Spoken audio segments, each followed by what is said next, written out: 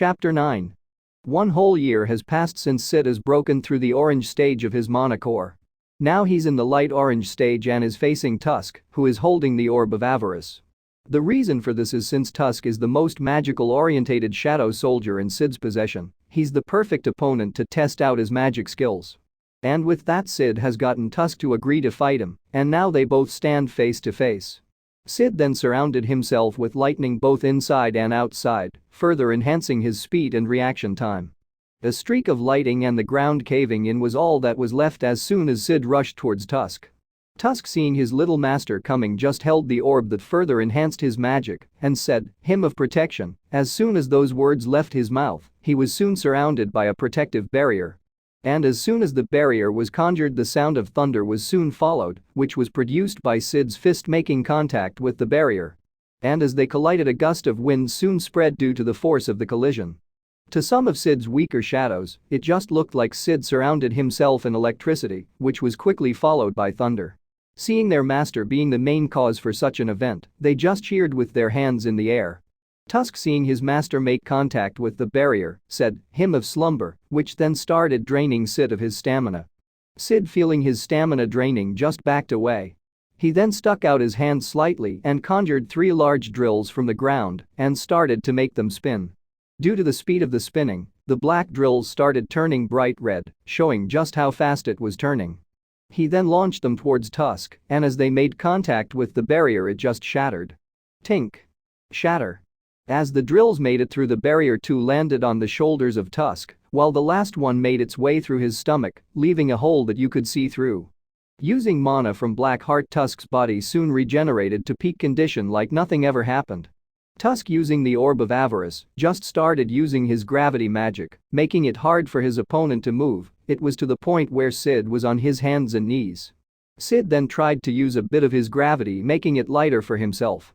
Thanks to his gravity magic, he was able to get back up, but just slightly, as Cid was still slouched over from the pressure of Tusk's gravity magic. Tusk, while still holding the orb, just said, "Hymn of the blazing fire," and as those words came out of his mouth, the space around him started to get surrounded by fireballs, which were quickly thrown towards Cid in a quick motion. Cid was just standing there while looking at the fireball approaching. Tusk saw his monarch just standing there and got a worried expression seeing him doing nothing. His worry soon increased as he saw the fireball making contact with Cid. Boom, boom, boom, boom. As the multiple fireballs made contact, a large amount of dust soon covered the area. And as the dust cleared, Cid's form can be seen flickering on and off until it disappeared completely. The original Cid soon appeared right in front of Tusk with a wind-made sword. And with a victorious expression, Cid swung his sword, cleaving Tusk's head off. Cid, seeing his victory, just turned to the other shadows and smiled with an index finger swiping his nose, and with a cheeky expression said, "Light projections for the win." Seeing their monarch come out victorious from the sparring sessions, the place was then filled with boisterous cheers from everyone, even from Tusk, who was back together once again. Whoa, times 1000 plus. Some were even shouting, "That's our liege." And just like that, the night soon passed and it was morning.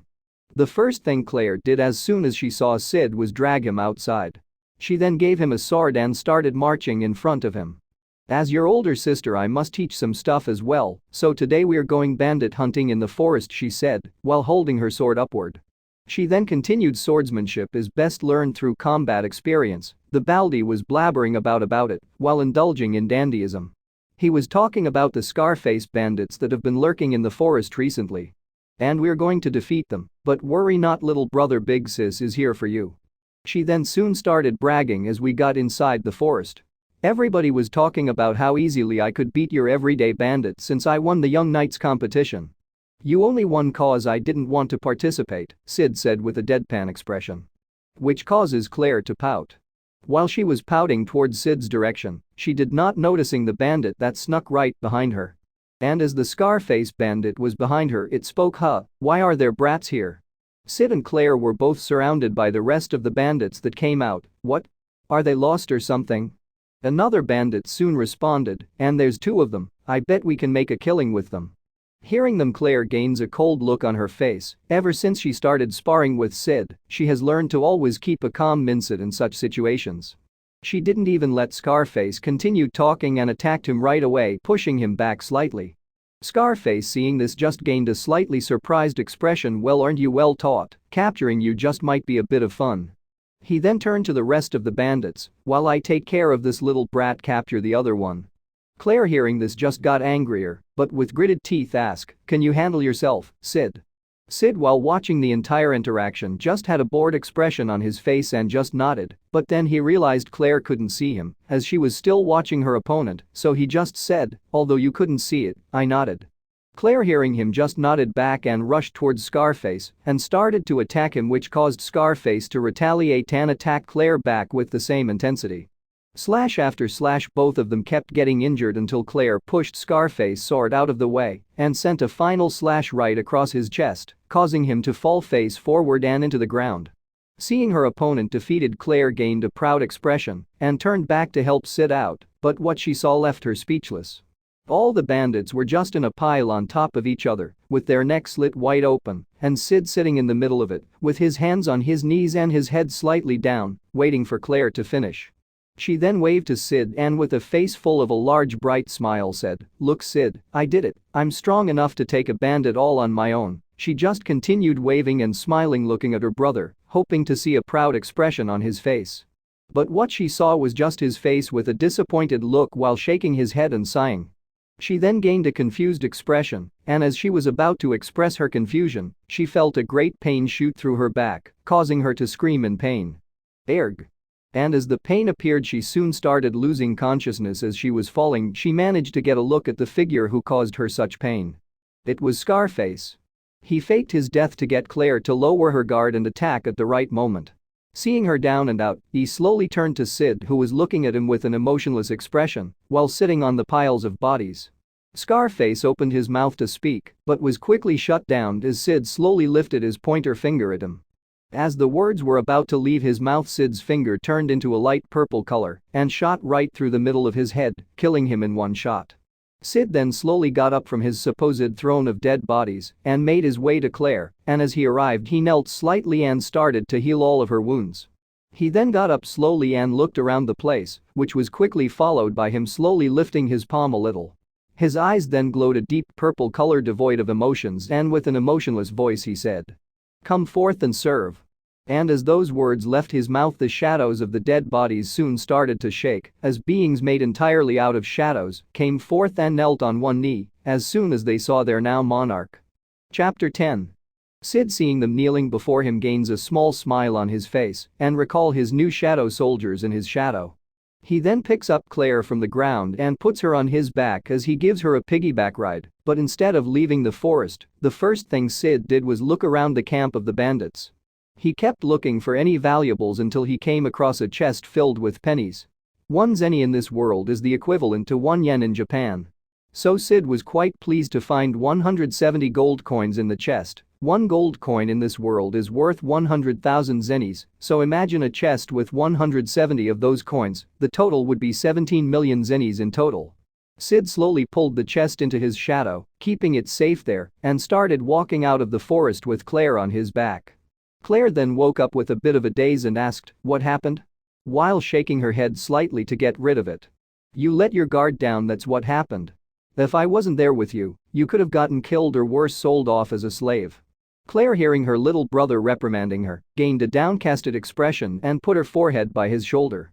Cid, feeling his sister's mood, just sighed before saying, "Sigh, if this was a duel between knights you would have won, I guess, so there's that."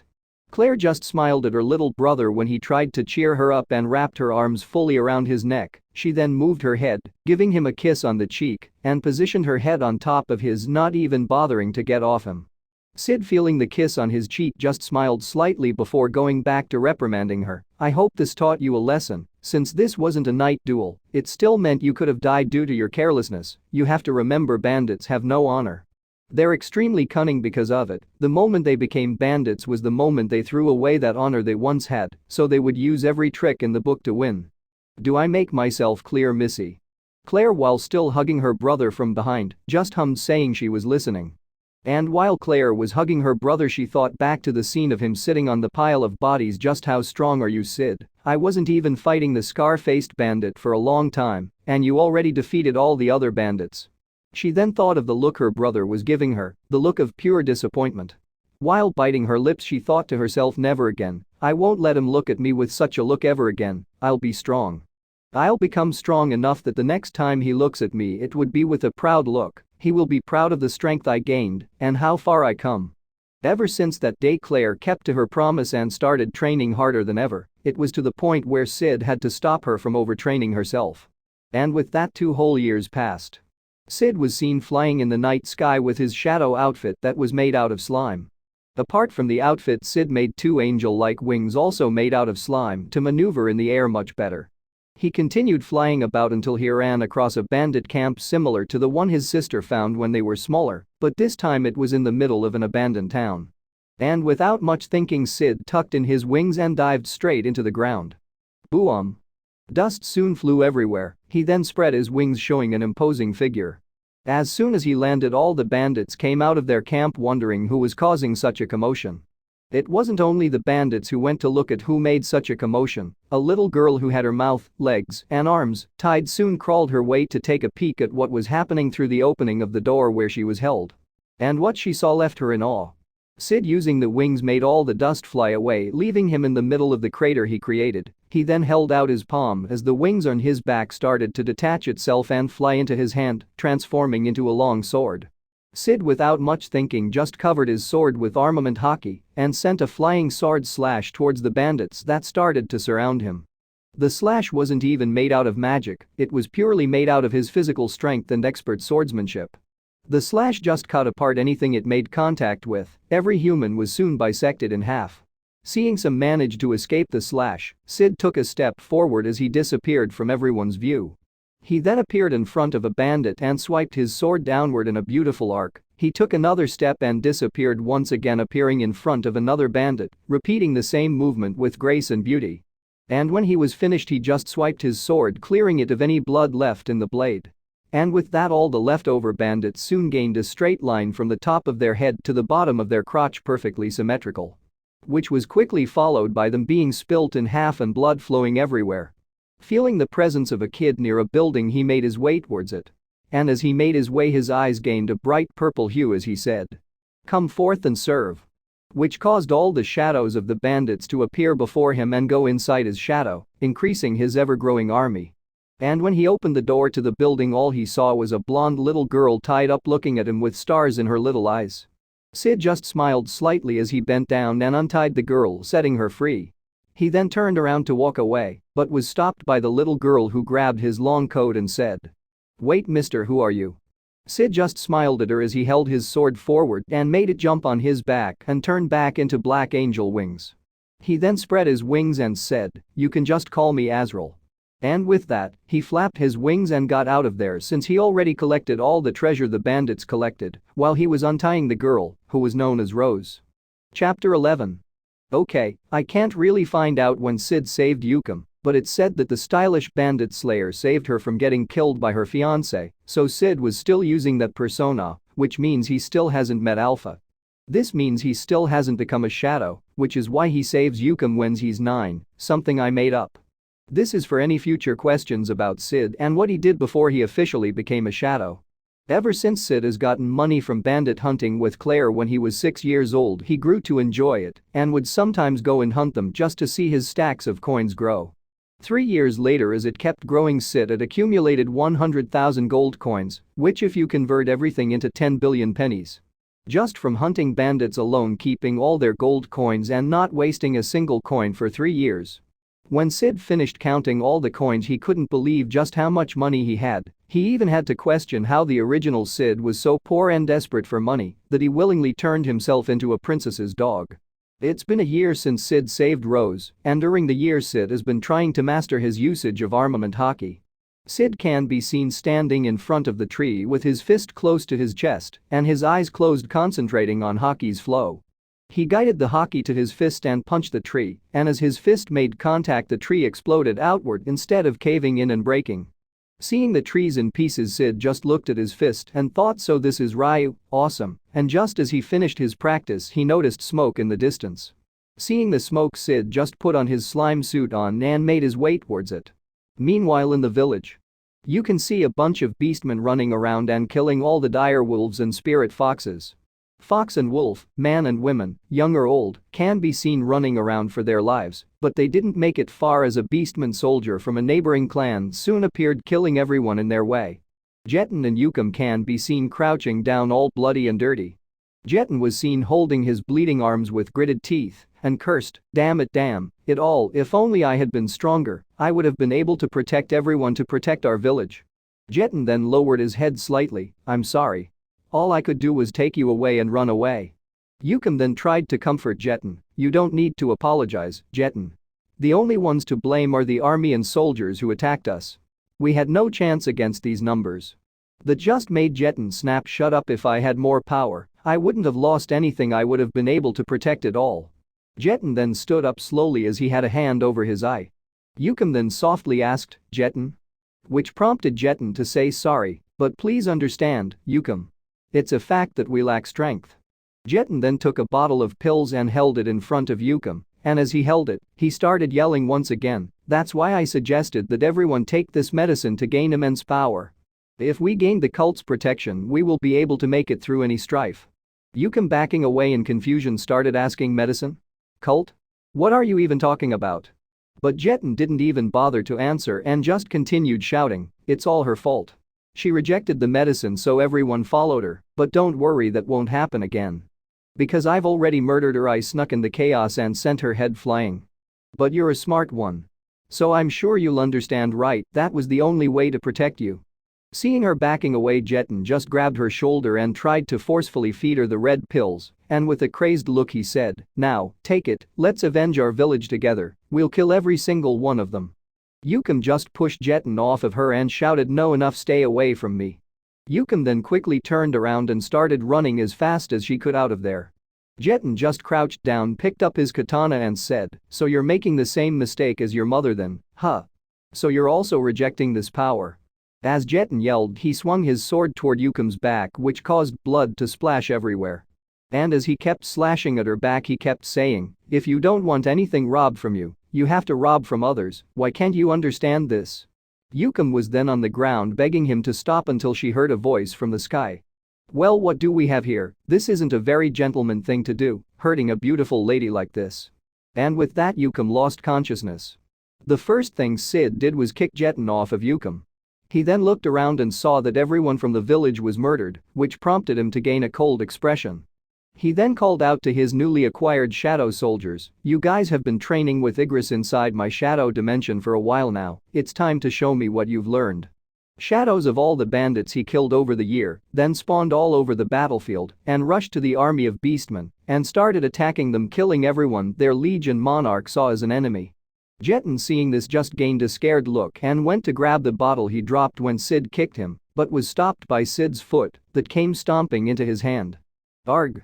Cid didn't even pay any attention to his screaming and gathered hockey on his feet. He then used internal destruction when he proceeded to kick Jeton in the stomach, destroying a chunk of it from the inside. From now on, anytime Cid is dressed in a disguise, I'ma call him by the name of his disguise. Right now he's dressed as Azrael, so I'ma name him Azrael. Azrael then made a sword out of the slime and slashed it right across his eyes, blinding him. He proceeded to turn the sword into gloves, grab onto the screaming Jeton, and rip off his eyeballs, which causes him to scream even louder. Azrael then grabbed him by the collar of what he was wearing and threw him across the field far away, letting him escape. As he threw him, Azrael said out loud, I would kill you, but that isn't my job, and this isn't my revenge story, it's hers, and looked at Yukam's direction as he slowly made his way towards her. He lowered his hands onto her scarred back and started healing it, except for the long scar across her entire back. He decided to leave that on as a memento for now, and a reminder to get a revenge, to motivate her, and to become strong like she's supposed to become. He then shook her awake. Oi, wake up. Which made her shot quickly open her eyes, and as she did, she jumped back in fright and looked around in a frantic manner, looking for any danger. Until she laid her eyes on Azrael, which caused her instincts to go wild. I'm going to die, I'm going to die. These thoughts kept repeating over and over in her head as her instinct told her only one thing, death. However, before she could run away, he called out to her, wait, I mean no harm, he said with his hands slightly raised. As you're the only survivor, I thought I should help you out. With a bit of apprehension, she then responded, and why should I believe you? I was already betrayed. Who says you won't take advantage of me? The more she spoke, the more teary-eyed she got. Azrael just sighed and nodded while saying, "You shouldn't believe me, you're right, it's good to always be cautious about everything, especially when you're weak, but you don't have a choice but to take my help. If I hadn't finished off all of the invading beasts, I'm pretty sure you would have been caught as a war slave." Hearing that he finished off all the beasts, she slowly looked around the area and what she saw shocked her. All the buildings were mostly destroyed, while beings made out of shadow impaled soldiers on the ground with their swords. And while looking around, her eyes narrowed in dread as she started running while sniffing the air. She then arrived near a destroyed building and started to push away all the debris. As she pushed everything out of the way, she dropped to her knees and hugged the body she found dead. It was the body of her mother. "Why? Mother, please wake up." She then hugged the body tighter and whispered, "Please."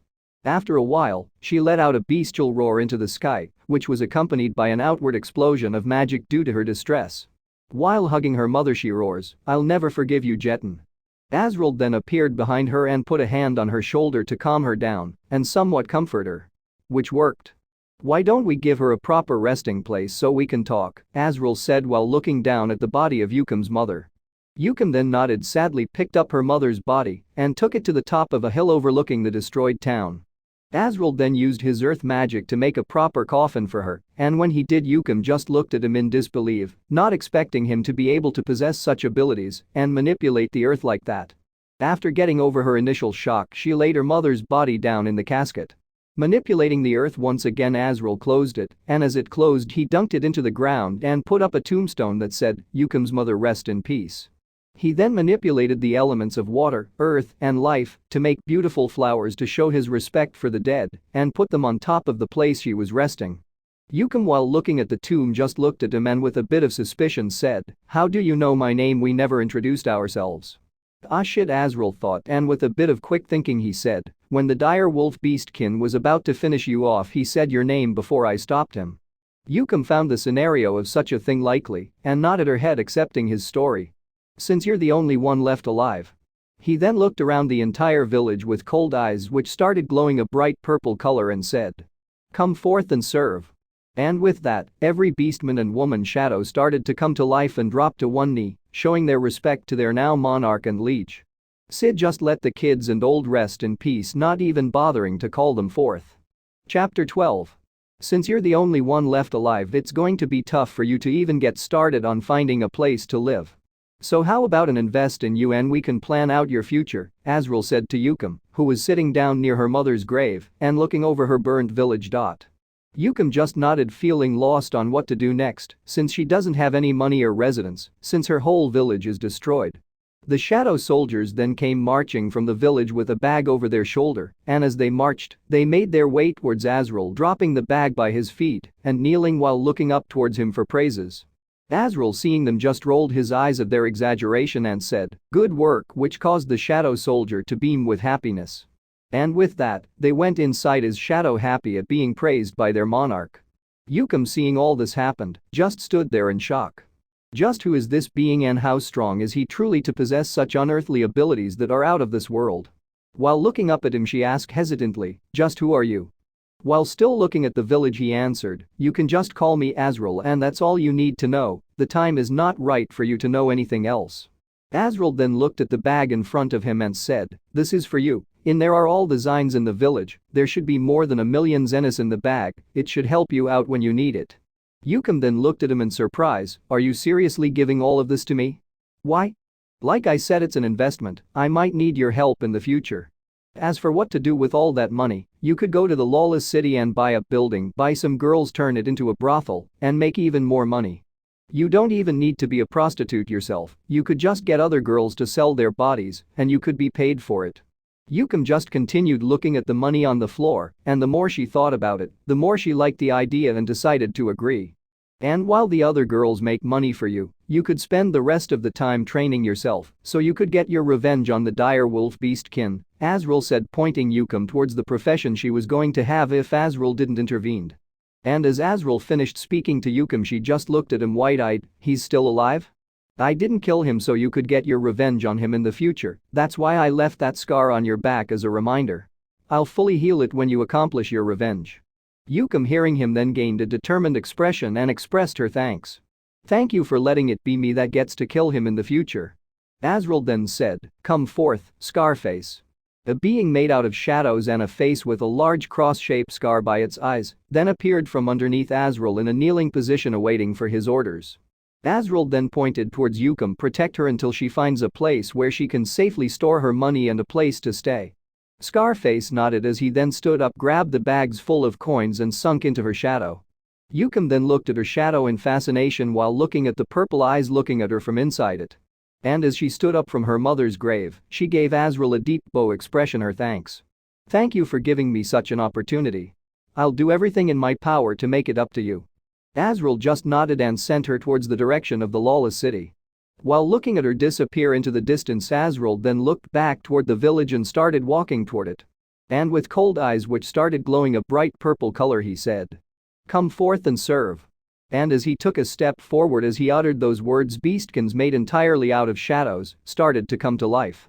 The three-tailed fox also appeared behind him and looked towards Yukam's direction. The three-tailed fox beastkin then knelt behind him, expressing her thanks. While all the shadows in the village just expressed their servitude.